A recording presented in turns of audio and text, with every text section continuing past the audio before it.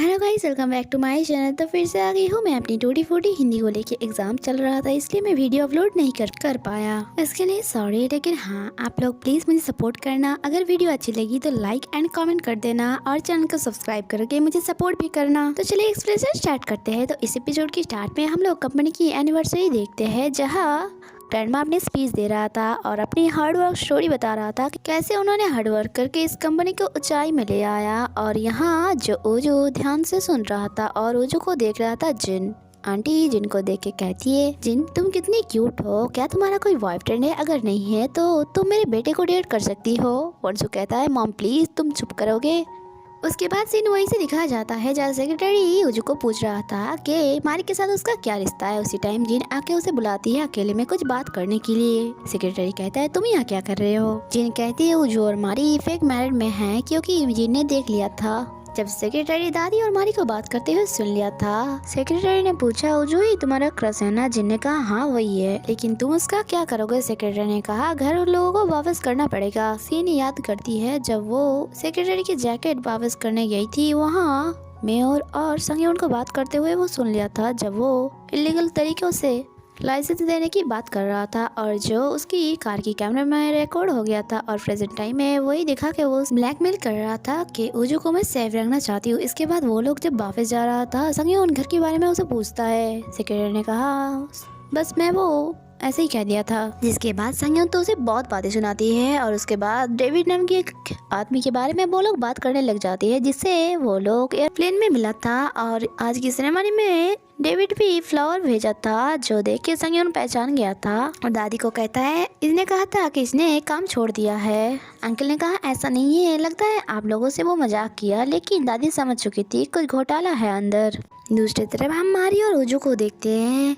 मारी ने कहा, आज क्या हुआ? उजू ने कहा, जिन ने सब कुछ संभाल लिया है, तुम बेकार में डर गई थी और दादी से बिना मिले ही चले आए। फिर से तुम्हें मिलने के लिए जाना पड़ेगा। और दोनों यह किस करता है, तभी उसके घर पे सारी मतलब उसकी सिस्टर आ जाती है और जो कोरिया पे कुछ दिन रहने के लिए ही बस आए थे। और इधर उजू को देख के वो पैर से नीचे तक उसे देख रहा था और मारी को कहता है, अरे तुम तो पास हो गए हो। मारी ने कहा, चुप हो जा यार। सारी ने कहा, चुप हो जाओ, मैं क्या बता दूं तुम बचपन में क्या किया करते थे।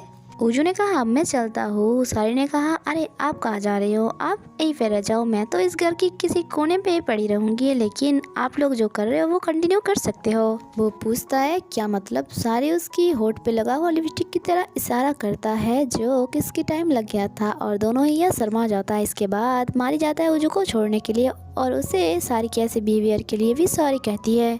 उजू ने कहा, कोई बात नहीं, वो मुझे प्यारी लगी। नेक्स्ट सीन में दादी अंकल को मैसेज करके मिलने बुलाती है और अंकल यहाँ सच बता देती है कि हाँ, डेविड अब हमारे साथ काम नहीं करता। डेविड मतलब वही बंदा जो उनके साथ पार्टनरशिप की थी डॉम बनाने के लिए। और दादी को पता चलता है कि दादी ने जो सारा पैसा दिया डॉम बनाने के लिए, लेकिन ऐसा कुछ हुआ ही नहीं हुआ। अंकल की सेकंड वाइफ जो था वो एआई के माध्यम से एक फोटो बना के भेज दिया था और जो अंकल ने ग्रैंडमा को दिखाया और इन्हें लग रहा था कि वह कंपनी बन रहा है, लेकिन ऐसा तो बिल्कुल नहीं था। और यहाँ अंकल भी एक्सेप्ट कर लिया था कि उसने फ्रॉड किया है। और जो सुन के तो दादी की तबीयत ही बिगड़ जाता है, लेकिन अंकल उनका मेडिसिन भी बदल देता है और कहता है, आपने क्या ही दिया अपने पागल बेटी के अलावा, इसलिए मुझे फ्रॉड करना ही पड़ा। नेक्स्ट सीन में हम लोग देखते हैं ग्रैंडमा को हॉस्पिटल ले आया गया था, जहाँ उसका बचने के चांसेस बहुत ज्यादा कम था और डॉक्टर ने भी कह दिया था और अभी ग्रैंडमा कोमा पे चला गया था। और इसके बाद अंकल किसी को कॉल करके कुछ करने के लिए कह रहा था और हम लोग न्यूज देखते हैं जहाँ कह रहा था दादी की कंपनी फ्रॉड है क्योंकि इन लोगों ने इन्वेस्टर के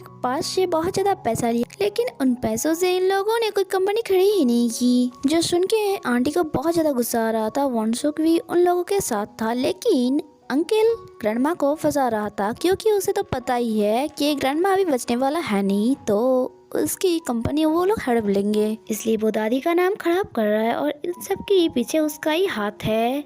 और इन सब बारे में मारी जब जान पाती है उसे बहुत ज्यादा बुरा लगता है। वो जल्दी से आ जाता है उजू से मिलने के लिए और उसे संभालता है।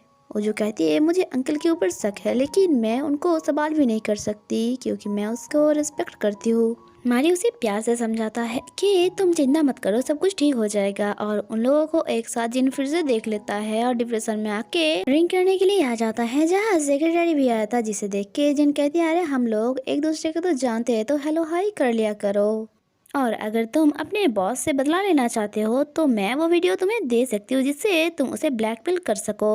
उसने कहा तुम्हारा हॉस्पिटल की फंडिंग रुकवा देंगे, और वो जो तो तुम्हें प्यार भी नहीं करता तो तुम उसे क्यों बचा रहे हो।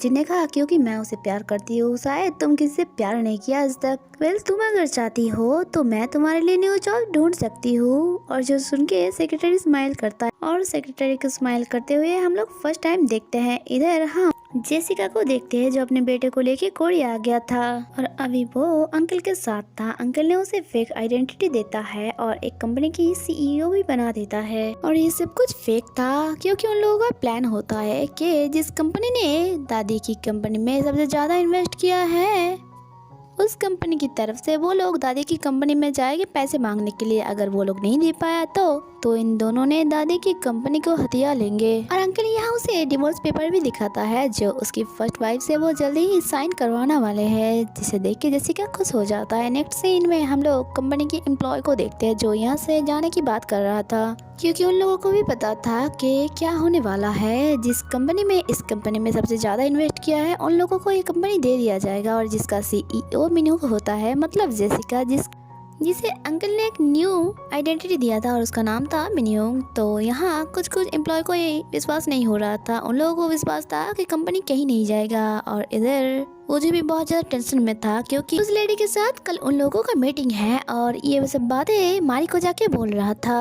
और उस लेडी का फोटो देख के मारी कहता है इस लेडी को मैंने कहीं तो देखा है, और मारी एक फोटो ले आता है जिसमें सारी के साथ जेसिका था, और जिसे देख के वो जो यहाँ शॉक्ड हो जाती है। और जेसिका नाम सुन के उसे याद आता है कुछ दिन पहले अंकल के पास डॉक्यूमेंट पे भी ये देखा था उसने। और इसके बाद मारी सारी को ये फोटो भेज दिया जिसे, और फोटो देख के सारी कहती है हाँ ये मेरी बॉस है, और इसके साइड पे जो ये आदमी खड़ा है ये इसकी हस्बैंड है। और जो सुन के दोनों ही शॉक्ड हो जाता है और ये भी एपिसोड खत्म होता है। आगे क्या होता है उसके लिए स्टे कनेक्टेड। Bye bye.